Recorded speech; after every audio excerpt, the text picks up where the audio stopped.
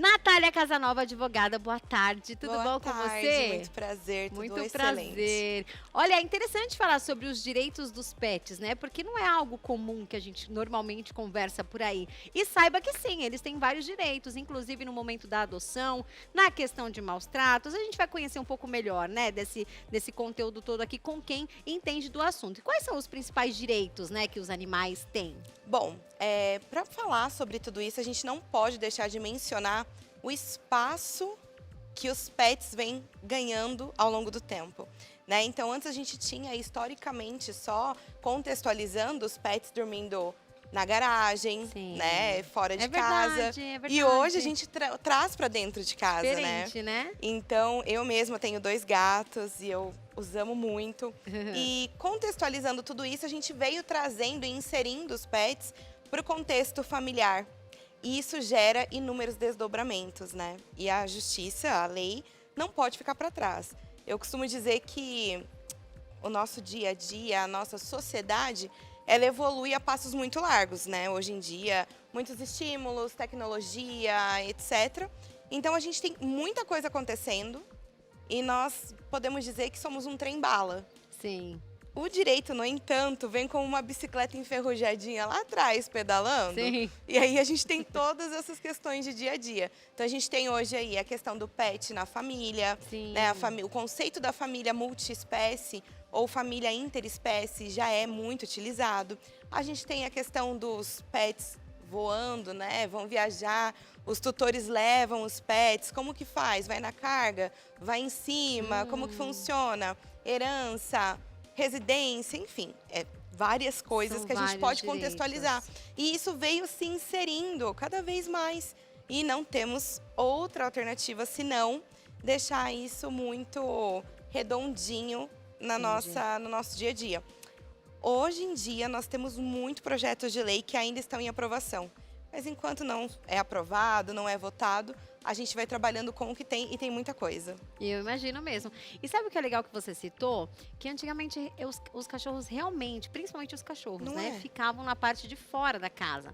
Cachorro, passarinho, gato, É. né? No quintal, eram criados ali no quintal, né? Sem estar ali no contexto familiar. E hoje eles dormem muitas vezes na cama É. dos tutores, né? E no momento da adoção, quais são os principais cuidados e direitos dos animais? Então, quando a gente vai adotar o pet, a gente tem que olhar a instituição que está promovendo, né, a possível feira de adoção, alguma coisa assim, documentação, vacinação, esse tipo de coisa. E a partir do momento que você se torna o tutor daquele pet, as responsabilidades recairão sobre você, né? Então, na adoção, eu costumo dizer que a adoção é o mais fácil.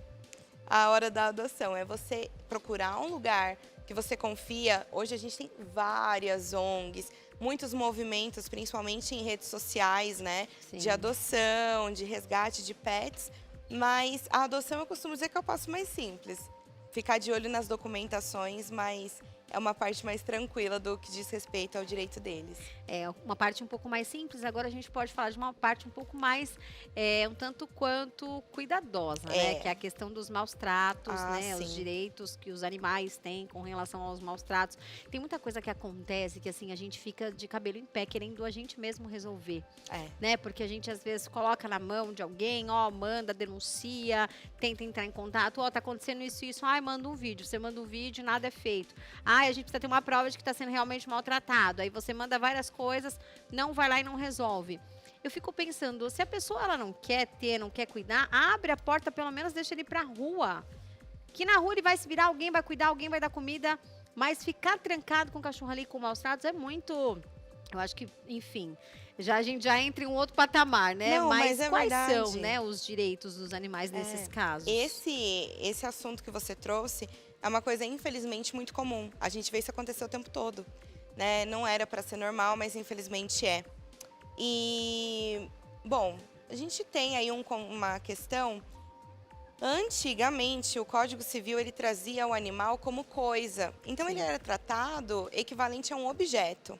Hoje, a gente já teve essa conquista de que os animais são seres sencientes, ou seja, eles têm medo, eles têm fome, eles têm sono, eles têm frio, né? Tudo isso. Então, a gente já consegue trazer tudo isso para dentro do nosso dia a dia. Como eu te falei, né? Estamos aí ainda atualizando as nossas leis, mas já temos aí algumas vitórias dentro. Eu vou deixar um pouquinho o juridiquês de lado para ficar bem fácil o entendimento, mas hoje a gente consegue tratar o animal como um ser vivo. Por que consegue? Porque antes você ia falar, olha, maus tratos, não tinha o que fazer. Olha Porque só. era uma coisa. Era uma coisa. como se fosse um objeto, uma coisa Um que não objeto. tinha Então, importância. hoje já teve essa conquista. O animal, o pet, ele já é considerado um ser senciente. E eu vi que tem uma lei, agora eu não me recordo qual, mas tem uma lei para apreensão de pessoas que fizerem, né? Sim, cães e gatos, né? Sim. Já existia, né? Com a evolução já foi sendo inserido nos nossos códigos. E por que eu falo códigos? Porque nós temos aí questões no Código do Consumidor, quando a gente fala de uma compra e venda. A gente falou de adoção, mas existe a compra e a venda. No Código Penal, quando a gente fala de maus tratos, né, enfim, outras questões. Código Civil, quando a gente fala do direito familiar, né, o animal inserido no contexto da família. Então, dentro dos nossos códigos, nós temos tudo isso. Como que a legislação brasileira aborda essas questões relacionadas, né, como é que fala? A posse, né, responsável de animais? Então, a posse, a propriedade do animal, ela é muito bem delineada. Essa é uma questão bem delineada. Então, assim, se você é o dono, se você é a tutora, a responsabilidade recairá sobre você. A gente vê aí todos os dias, se você ligar a televisão, ataque de animal, cachorro, que mordeu a criança, que mordeu alguém e tal. Isso daí já é bem delineado. Outras questões, no entanto, ainda estão sendo aí trabalhadas. Por exemplo, essa questão que você trouxe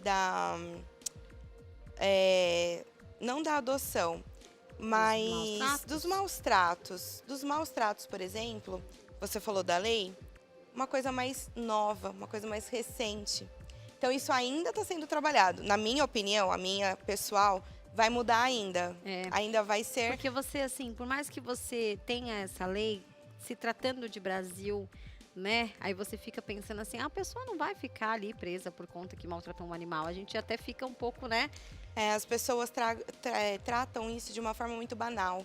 Elas não dão muita importância, né? E eu falo hoje, quando algum cliente me procura, se eu posso dar um conselho, eu falo, olha, com pensão alimentícia e pets, não dá para brincar. Não dá. Hoje a gente tem aí também, socialmente falando, uma comoção muito grande no que diz respeito aos animais. Então, a gente tem essa questão, os olhares estão muito voltados para isso. Entendi. Os olhares. Em que momento que um consumidor entra em contato para buscar o seu trabalho? Para eu entender melhor a sua parte no direito pet. Ah, sim. Bom, na verdade, é bem curioso isso, porque não é por direito do consumidor. Na verdade, eu adentrei no universo dos pets porque eu sou advogada de família e sucessões. E começou um movimento de estou me divorciando, só que a gente tem nossa filhinha a de nossa 4 filhinha. patas. O que a gente pode fazer? Porque eu não quero deixar de conviver com ela. Né? Porque a gente tem amor, compramos juntos, adotamos juntos. Aí você pode inserir no divórcio umas cláusulas que falam sobre visita, regime de convivência. E aí as pessoas falam, nossa, é como se fosse a guarda de um filho? Como se fosse a guarda de um filho. Você pode delimitar ali, né? Olha, a cada 15 dias eu vou vir visitar, vou retirar, vou levar para minha casa. Então começou a ter esse movimento. Algumas senhoras me procuraram, né, já estou com uma certa idade, queria preparar meu testamento, quero deixar algumas coisas para os meus cachorros, para eles não ficarem desamparados. Gente, sério? Então começou esse movimento muito forte no contexto familiar. Em seguida, questão de avião, viagens de avião, transporte de animais. Infelizmente, muitos animais não sobrevivem, né, ao transporte. E eu sempre falo, a gente tem que ter consciência, né, de tudo.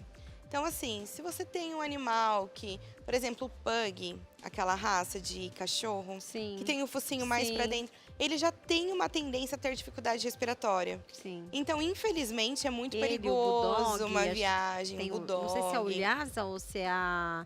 Eu sei que é um daquelas parece maltês, mas não é. Isso. Também tem um focinho... Tem. Eu esqueci o nome agora. Animais, assim, de um pequeno porte. Então, assim, Ah, meu Golden é um Golden, mas ele tá nenenzinho ainda, não é legal viajar. E muitas pessoas começaram A não ser que seja no colo, né? Porque tem a questão do peso também. Tem a questão do peso. Mas o que aconteceu nessa relação? As empresas aéreas começaram a adotar esse procedimento, uma vez que os tutores gostariam de levar os pets junto.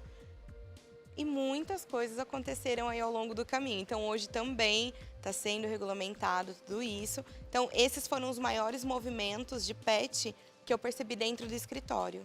Ah, entendi. Mas hoje estão mexendo também com essa questão dos animais que vão para voar de avião? Sim. Voar de avião é boa, né? Que vão viajar de avião? Sim.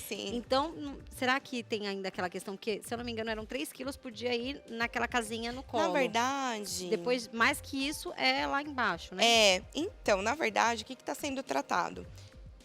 Até teve, salvo engano, o Projeto J, que é o nome do cachorro que faleceu, extraviou... Acho que todo mundo ficou sabendo desse caso. E então, assim, como que vai ser agora? Porque não era regulamentado, que nem para ficar equivalente aqui à explicação. Nós temos a Constituição Federal, que permeia todas as nossos códigos, as nossas leis. Quando a gente fala de voo e de levar esses animais, a gente não tem ali uma regulamentação que vai nortear. Isso foi acontecendo, e conforme foi acontecendo, é que as pessoas foram tratando desses aspectos, entende? Sim, entendi. E quais são os principais desafios, né, de você conseguir colocar a legislação em prática no direito pet? Então, na verdade, não é uma... Eu posso afirmar isso, que não é uma particularidade do pet em si. O nosso legislativo, realmente, ele é bem moroso. Né? São muitas coisas acontecendo, os projetos de lei demoram anos para serem votados. Sim. E aí é por isso que eu sempre falo, doutora, mas tem lei para isso? Olha, a lei ainda não existe, mas existe jurisprudência. Existe uma doutrina que já está ali trabalhando em cima disso. Então, assim, não tem uma lei, vamos supor, para esse suporte de copo aqui. Mas... se muita gente começar a ter problemas com ele, a gente vai começar a acionar a justiça, pegar ali brechas do que pode ser aplicado nesse contexto e trabalhar com isso até que essa lacuna seja preenchida. Muito bom. Nós temos algumas perguntas para a gente passar aqui, né? Daqui a pouquinho a gente já vai passar várias perguntas aqui para a gente tirar a dúvida do pessoal que está nos assistindo em casa. E com relação às aves, também entra em tudo isso? Porque tem aquela questão de ser legalizado, de poder ou não poder, ter anilha, enfim. Como que funciona para você poder ter uma ave? Depende da ave? Como é que é? Então, depende da ave. Você tem que ir até o IBAMA, tem que fazer todos os registros necessários. E até é interessante você tocar nesse ponto. Não tenho nenhum, nem dois, nem 3 casos, tenho muito mais. De pessoas que moram em zonas rurais. E aí vem uma arara, vem uma, sabe, uma espécie aí diferente. Sim. E é normal que você comece a alimentar. Ai, que bonito, vai ali, dá um pedacinho de pão. Aquela ave, ela se acostuma e ela volta. Depois de um tempo, você cria um vínculo, afeto. E essas pessoas fazem o quê? Fazem um cercadinho para cuidar da ave. E aí vem a polícia. E aí você responde por um crime ambiental. Quando, na verdade, a sua intenção era muito boa, era cuidar do animal. Mas, para isso, é necessário que você vá até o IBAMA ou até qualquer órgão ali, providencie a documentação, principalmente no que diz respeito a aves, cobras... Cobras? Cobras. Providenciar uma documentação para você ter uma cobra em casa? Muita gente tem cobra. Acredita? Gente, muita pode gente mesmo, então? Pode. Pode sim. Muita gente tem. É? Não é o mais comum, mas tem. Não é nada comum. E quais os outros animais que o pessoal tem em casa? Iguana, tem muitas espécies de répteis, né? Lagartos, tartarugas, coelhos. Esses são os mais comuns. Hamster também? Hamster, chinchila, porquinho da Índia. Assim, mais... diferente, né, que eu posso dizer assim, eu acho que é a cobra mesmo. E aí eu fico imaginando o que a pessoa faz com uma cobra em casa. Então, Tipo, vai fazer carinho, enfim, né? É curioso, diferente. mas também existem, por exemplo, dança do ventre. Algumas dançarinas, Ah, é verdade. elas usam, né, alguns adornos. E Sim. dentre elas, a possibilidade de dançar com uma cobra. Então, tem uma bailarina bastante famosa até, que ela tem 4 cobras. E aí, ela sempre divulga nas redes sociais, assim, ela cuidando. Então, ela põe uma caixa d'água que ela comprou lá e para a cobra trocar de pele. É bem curioso, assim. Gente, que Ela faz curioso uso na mesmo. profissão, né? Poxa vida. É. E tem alguma ave que você não precisa de, né, ter ali tudo regulamentado certinho para você ter ela não, em casa? Porque tem uns passarinhos menores, né? Mas mesmo assim eles mesmo estão assim fechados, não estão livres, né? Eu costumo dizer que é sempre bom você ter documentação, assim. O melhor é você ter documentação, porque isso pode gerar problemas futuramente, sim. Sim. Pode. E papagaio? Como é que faz para ter a Também. documentação deles? Também. Quando você vai até o pet shop, você compra, e é o que eu sempre aconselho. Existem pessoas que falam, eu crio esses animais e vendo. Eu não aconselho a comprar. Por quê? Depende de muitas questões. Quando você vai até um pet shop e você compra o animal lá, obviamente ele virá com toda a documentação, órgão, registro, tudo que você precisa. Então é bem complicado essa questão assim desse tipo de animal, assim, sabe? Entendi. É bem delicado. É bem delicado é mesmo. bem Porque aí quando você vai viajar, às vezes tem que ir de um lugar para o outro, vai para o litoral, para o interior, e aí... E ave é mais delicado do que cão e gato. Existe essa questão, é bem mais delicado. Eu nunca peguei um processo, por exemplo, de cão e gato. As pessoas acham na rua, acolhem, ninguém nunca processou. Eu acho que o passarinho... Não foi crime. Agora, aves, nossa, chove todo dia. Porque acho que tem essa questão deles serem livres, né? Também, porque a gente vê, você começa, que nem você falou, você começa a dar comida, começa a aparecer, você vê um passarinho vindo, uma ave maior, arara, enfim, papagaio. E aí você vai pegando, né, tendo aquele apego, e aí de repente... E deles pra gente também acontece. Com certeza, eles se apegam. E aí a gente, querendo ou não, pra você proteger, você vai fazer o quê? Você vai acabar fechando, cercando alguma coisa. Mas e quem tem, por exemplo, mora numa chácara, num lugar bem arborizado, e quer ter um animal como esse, deixar ele solto? Tem problema ou o problema é alimentar também? Então, aí é que a gente fala sobre as questões que estão sendo adaptadas ainda. Isso é uma coisa muito que você pode discutir. Muito inteligente essa sua colocação. Inclusive acontece, tem acontecido cada vez mais, justamente por isso. Eu tenho um sítio, eu tenho um cavalo, e aí eu vou cavalgar, encontro lá um macaquinho, né?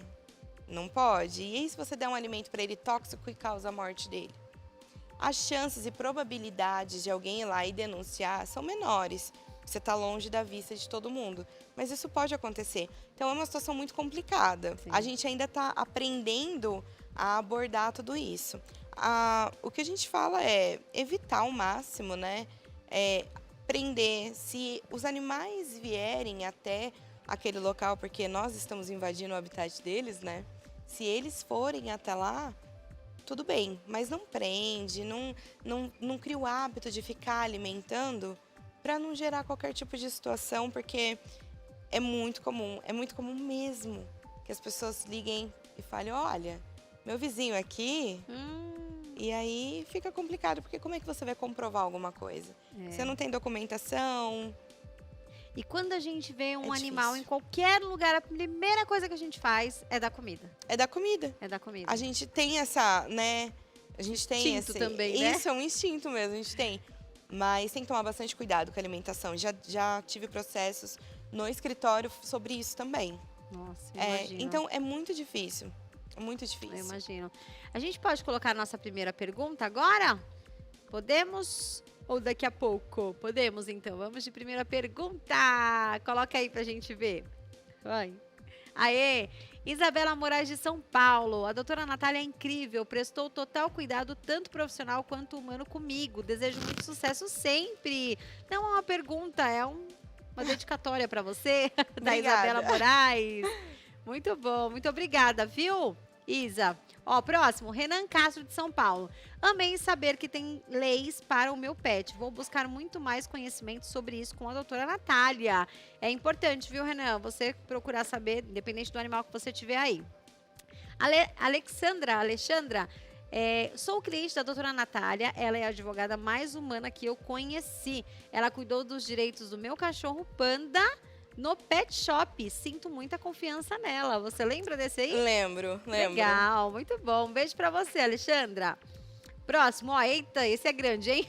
Arthur Donádio, de São Paulo. Boa tarde.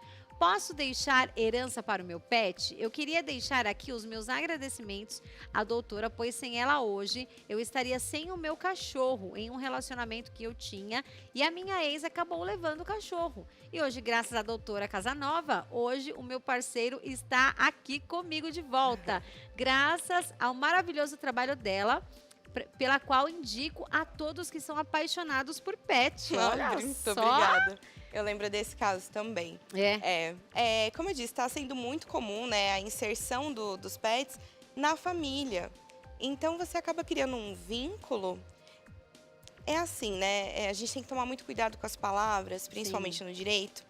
Porque as pessoas falam assim, tá virando... É igual um filho, né? Tá virando um filho. Tá virando um filho. A gente não pode substituir o ser humano pelo pet, óbvio.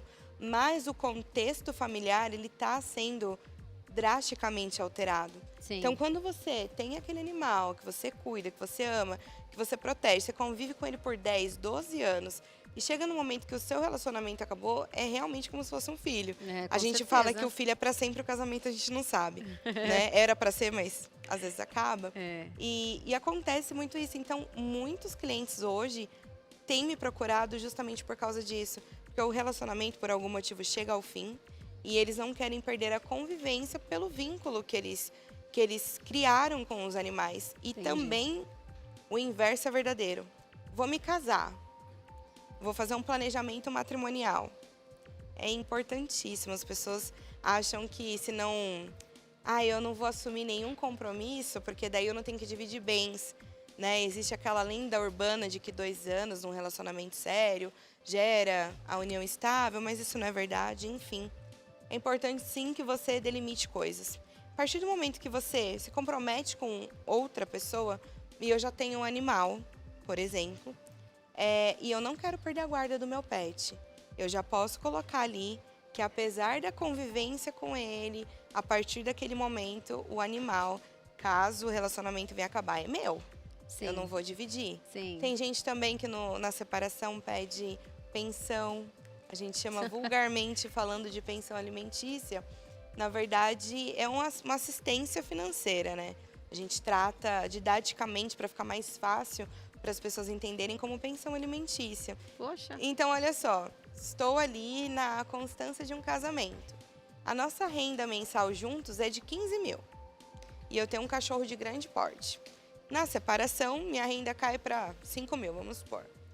Obviamente, a qualidade de vida, o padrão de vida daquele cachorro que antes podia ir no pet shop uma vez por semana, tomar um banho, enfim, acaba caindo. Você pode acionar a justiça para que você mantenha a qualidade de vida do pet. Como se você ainda estivesse na constância. É bom saber, né? Importante, com certeza. Então, tem muitos aspectos hoje que estão sendo trabalhados aí com os pets. Que bom, né? Eles foram pensados e estão sendo muito bem cuidados. Tem mais mensagens aí? Coloca pra gente. Tem muitas mensagens hoje que eu tô sabendo, hein? Tem? Não?